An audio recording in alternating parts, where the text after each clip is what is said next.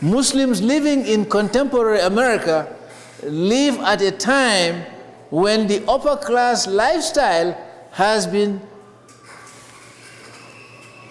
taken over by the middle classes, to the point that the middle class American Muslim, like all the other middle class people, have greater opportunities to entertain themselves.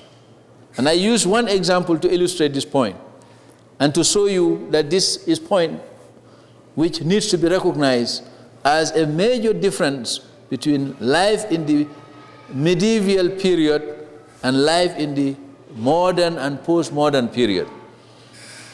In the medieval period and before, human beings did not develop the habit of going to eat in restaurants. You see what I'm saying? The whole idea of a restaurant and going and eating in restaurant is a part of a bourgeois culture that develops. Because when you go to a restaurant, maybe you know this before, maybe you didn't know this, but observe this phenomena. And this has implication for us as Muslims. It shows you how we are part of this train of history. When you go to a restaurant to entertain yourself, to enjoy, and in some restaurants they even have musical performances, etc. What has happened in the West is that the construction of restaurants and the whole idea of a restaurant is the democratization of aristocratic lifestyle.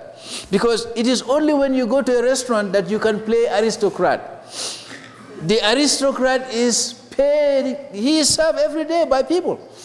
But when you go into a restaurant, you try to play Mr. Aristocrat or Miss Aristocrat because you pay somebody to treat you like a lord. You see what I'm saying? You're buying feudal privilege. That's what you do when you go to a restaurant. You cannot afford a maid as a middle class. But when you go to a restaurant, you can buy for 30 minutes the service of a maid. Isn't that true? That is part of the embourgeoisification. Now, if you look at the literature on entertainment and recreation, you will find this, what I'm just telling you, this insight I just bring to your attention. Because human beings enjoy themselves through recreation likely because they had leisure. You see what I'm saying? There's an American writer by the name of Veblen. He talks about the leisured class and the manner in which they entertain themselves.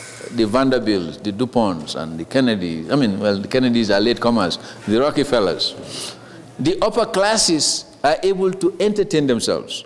So when you look at the Prophet and his example, what you have to recognize is that the Prophet lived at a time when the drudgery of life limited the possibilities of human entertainment. But human beings were able to entertain themselves.